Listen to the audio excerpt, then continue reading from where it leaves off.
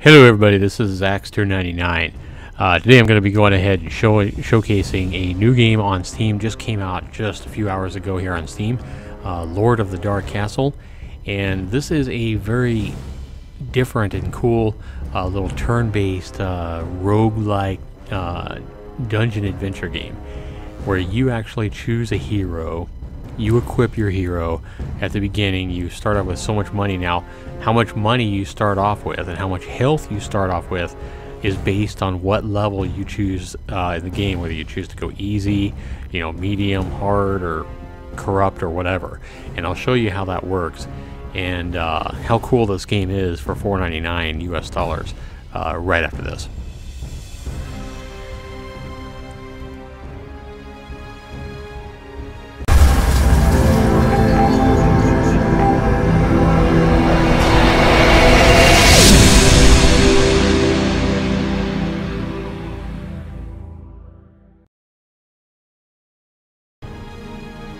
Alright, welcome back everybody. When you actually go into the game, you can actually choose from the instructions, and there is a lot to this game. You can simply click instructions. I like this. Remember everybody that this game is in early access, and the instructions here tell you a lot of information about this game. I highly encourage you to check this out. For example, it shows you, your dungeon view, shows you all the different things and shaded areas. You have shaded areas that you need to explore, and some things you can't see.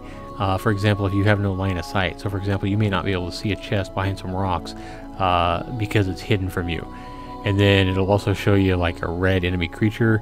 If they're red, that means they've detected you, and they'll have a red circle around them if they can see you. So then it also shows you like your world view, shows you your character view, your hit points view is over to the right over here. How much experience you have, all the equipment that you have, and the stuff you have in your backpack, which can be used by either right-clicking and then choosing an action, or by double-clicking them. Then you have stats on your character, as you can see here, your detection modifier. The higher your detection modifier is, the easier you are for other monsters to detect. And then your protection, lower damage from enemy attack, the higher your protection is, and that's based on armor and other skills and spells that could be in play. So, the instructions show you all your different keys. You can heal with a potion by hitting H, or you can simply double click the potion. The game is extremely easy to go through, and remember, it's not a fast-paced game. You're going to have time to do everything, whether you move or whether you attack a creature or whatever.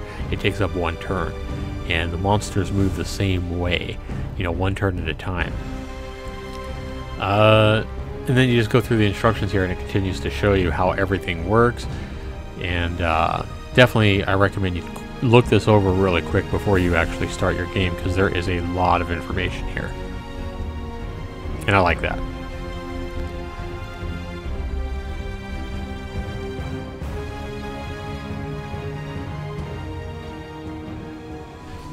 Now right here at the bottom of your instructions, it shows you the different difficulty levels and how much hit points you start with, if you choose easy, medium, challenging, or ruthless, and the starting conditions for your character. Very important. One reason I highly recommend you check out those instructions before you start your game. Now after checking out your instructions, another thing the instructions includes is all your weapons and all the different monsters you'll come across and all the data about them. But you're going to have options to choose your character. What they look like is all you're doing here. And then you can name your character, unless you just wanted to go with the default hero name up at the top. So here you see I've chosen a female warrior, and then I'm just basically putting in a name here. So you'll erase the information up there and just put in whatever name you want to go with. And then at the very bottom you will select your difficulty level. Remember that if you choose easy, there's not going to be any achievements that you can actually earn. You have to go with at least a medium level to earn achievements. But that's what I went with, is I actually chose the medium difficulty level to start with.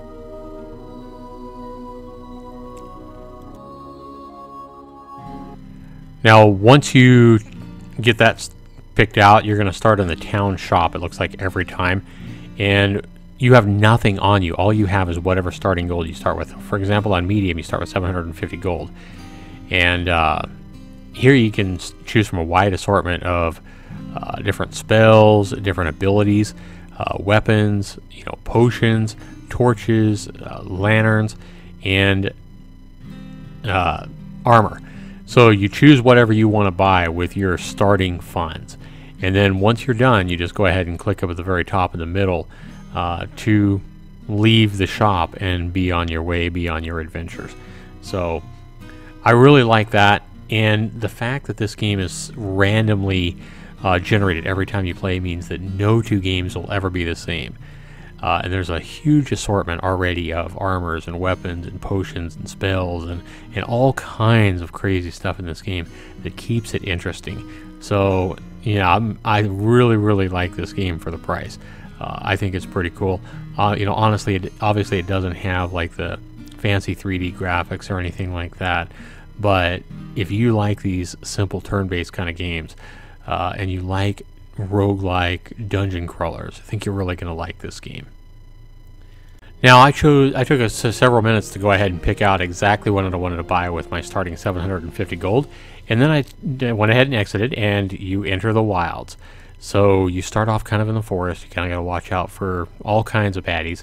And as you see here, I started just like this. And again, remember, this is going to be randomly generated every time you play, so it'll be different. It can be way different every time you play a game. So here I was just choosing a chest, and I opened it, and I was awarded with... no, I was awarded with nothing because it says it was empty. So at any time, the cool thing I like about this game is you can just simply hover your cursor over anything to see data about it, whether it be your gear that you have equipped, whether it be a monster, whether it be a chest, or anything in the game. Simply put your cursor over it and you'll see information about it. So for example, you'll see that I'm looking at a gold bag. I simply clicked it and my character used enough turns to go up there and grab it, and I grabbed 100 gold. Now here you see that I'm hovering over a chest. If I want to go ahead and open it, I can either move over to it slowly and then move on top of it, or I can simply, click on it to try to open it. Now you see here that it's locked, and your character with a that's one reason I bought the axe that I bought in the shop, was because I saw that it had a 5% chance to break open locked chests.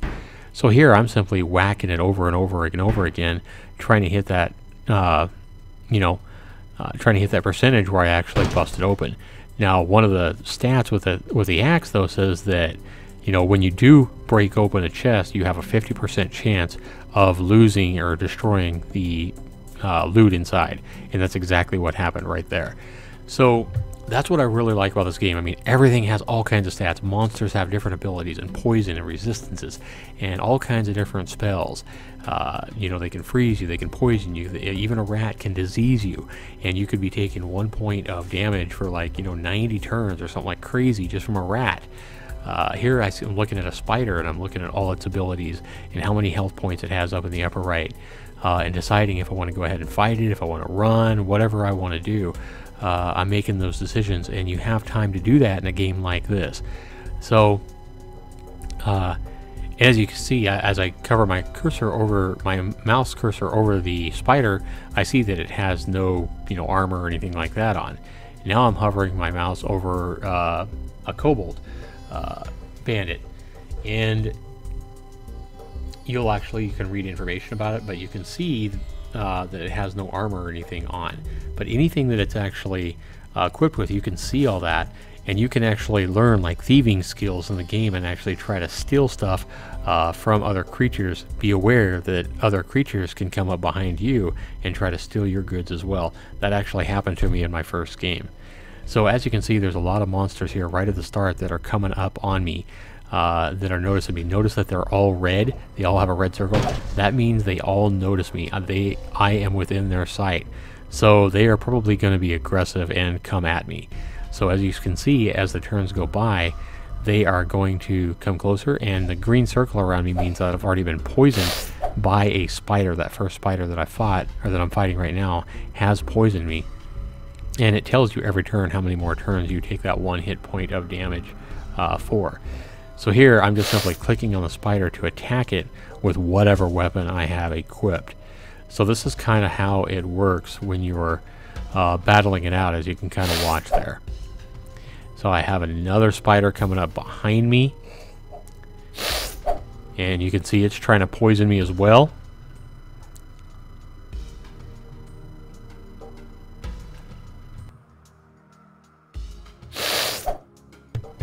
Just kind of let you guys watch the gameplay take out here. I killed the first spider. Now I'm attacking another spider here. And you can see my health up at the top right, my health bar. And I am surrounded by enemies right at the start of my game. I did kill one. And I killed another creature up at the front, and you heard its death. And now I leveled up. This is what happens when you level up. When you level up, you get to choose either offensive skills, rogue skills, defensive skills, or like item rewards. So every time you level up, you can choose one of these, whether it be an item or whether it be some kind of skill. You can choose one every time. So I really like that. It kind of helps you advance your character. And you know, here I'm looking at the armor that the skeleton has on him. Okay, here after the battles with the skeleton and a couple of other creatures, you see that my life is diminished greatly here, and the color of my screen has turned red, meaning that I am almost dead. So a nice little touch to the game to kind of show you, you know, that you are severely wounded and you need to be careful. So really nice touch on that. Now, later after I beat a monster inside this building, you see on the sign on the front of it, on the bottom, it says shop. Now, you'll come across these shops as you explore the lands, and shops, even in the dungeons, you'll see these shops like this, and they'll just have random scrolls and armor and weapons and stuff like that that you can buy at whatever cost it tells you. As long as you have enough gold, you can go ahead and buy that, and assuming you have enough space in your inventory to equip it and carry it. Now you got to watch these gold bags. As you see, I just got poisoned from a gold bag, and it gave me no gold, and instead it simply poisoned me. And even this little bat here that doesn't have that much health, you can see that it sees me again because it's red. I try to walk in this building to hide from it, but it comes right after me. And they can actually drain your life and do quite a bit of damage to your life. So even the smallest creatures, the rats and the bats and stuff like that, that you think might be you know, pretty easy to conquer, some of those can actually be the most life-threatening. You just never know what's going to happen in this game. You know, what items you might find, when you might level up and take a skill that's going to help you conquer the beast in the, you know, the next dungeon, whatever it is. It's just a lot of fun. I think it's a game that you can play casually, you know, after you get home from work, to kind of, you know, chill out and relax. Not something that's going to really, you know, stress you out or anything like that. With high octane, you know, gameplay, it's going to be something you can kick back and relax and really enjoy. And I like these kind of games because, you know, while they offer like simple graphics and stuff like that, the complexity of the game itself is pretty deep, and the fact that no two games are going to be the same, you know, offers a unique experience every time you play. Alright, so here I am in the forest, exploring the different forest in this game, and I come across the castle's gate. Now, I believe this is the castle's gate that you want to find in your game. This is how you win the game. You come here, you got to get down to the 7th level of this particular dungeon and destroy a dark crystal orb, something along that nature. And it's going to be protected by a random high-level monster when you get down there. So I could be mistaken, but I'm pretty sure this is the right dungeon that I needed to get down to the 7th level to actually win the game. So that is the main goal of the game, and obviously to, you know, try to rack up as much wealth, kill as many monsters, and basically just be as badass as you can in the game. And really the goal in these kind of games, I think, is just to have fun. As long as you're having fun, it doesn't matter when you die. Now, I was exploring this dungeon and ended up dying. Now, the one little gripe, the only little gripe I have with this game, I love all the stats and everything that throws at you continually. I love your ability to make so many choices and do exactly what you want. It's kind of a sandbox. I love the random generation. No two games are going to be the same. But the one little problem that I have is sometimes when you go to move, like I was using WASD to move, here I'm fighting a rat, but sometimes when you go to move with WASD, it'll kind of hang up on you. and you're like, come on. Now, it's not a big hang-up. It's not like you're waiting 20 or 30 seconds for it to move, but sometimes even a 5-second delay kind of makes you go, come on, go, go, I'm hitting the button, you know, and it's really not doing anything, and it's kind of just a little hiccup there. Now, remember, this game is in early access, so you know, that can probably be corrected or smoothed out, but right now it is noticeable, just enough to, you know, be a little bit of a negative to the overall game experience. But besides that, I really, really do like this game. Tons of different loot that you can find, you know, all kinds of different monsters. Everything's shown to you. You know, it shows you down at the bottom exactly what's happening, how many hit points, you know, you do damage, what poisoned you, what happened when you open a chest. Everything is given to you in information down at the bottom below the screen there. You have all your information tabs over to the right, and the game is just a lot of fun. You know, it is a single player game, but just one of those casual games that you can sit back and really relax and have fun with without getting too stressed out. So I really do like that. Here I was trying to make room for this potion here, and I found out that I had to actually move off the potion to drop the leather arm guards to actually pick up the potion. So as long as you're reading everything, you know, and hovering your cursor over everything, it'll tell you exactly what you need to do to complete everything. It's not that hard. So really easy game to play, but offers a lot of complexity, and it's a lot of fun. So I'm going to go ahead and give this game a score for $4.99. Now, my scoring pattern works like this for all my Steam games. I decided to start scoring games not based on graphics, but instead I like to base 40% of my overall score for a game. Even in early access like this, I score everything. If they're charging money for it, I score it. Value is the biggest factor and criteria that I base a game on. How much value are you getting for your money? And with this game, I honestly think right off the bat that this game is going to offer you a huge value for your money at $4.99. Now, if this game, if they were asking $14.99 for it, obviously the value wouldn't be near as high. But I'm giving this game a 40 out of 40 on value. I think this game is going to offer a ton of value for the price, so I think it maxes out there at 40 out of 40. The next biggest criteria that I base a game on is how much fun is it? And that's 30 points possible. This game, I think, is a lot of fun. It goes to show you don't have to have a, you know, huge, awesome, you know, Skyrim kind of graphics to make a game fun. A game like this, at least to me, in my opinion, can be a hell of a lot of fun, even though the graphics aren't that good. So on a scale of 30 points, I'm going to give this game 24 out of 30 on the factor of fun. So I've got 40 out of 40 on value. I've got 24 out of 30 on fun. My next biggest criteria is a possible 20 points, and that's controls and bugs. How well does it control, and how well does it bug? Well, I'm not going to, you know, is there any bugs? I really didn't come across a whole lot of bugs. The only thing, like I said, that I mentioned was sometimes there's a little bit of hesitation when you're trying to move.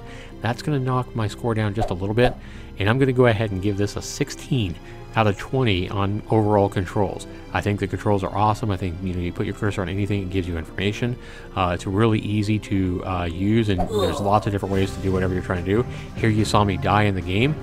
Actually, I didn't die. I killed somebody, and I was picking a skill level up. Sorry about that.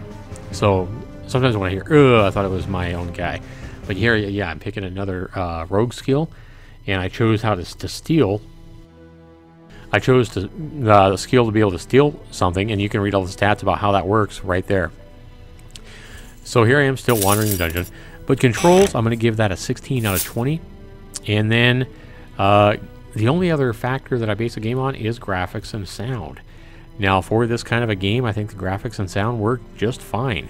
Obviously, this doesn't have awesome 3D graphics or anything like that, so it's certainly not going to get an 8 or 9 or a 10 on my scale. But I am going to go ahead and give this game, I mean, this is better graphics than, like, you know, it's not super pixelated or anything like that. The armor looks pretty good. The potions look nice. Whoever drew all these graphics did some nice work on actually drawing the graphics out.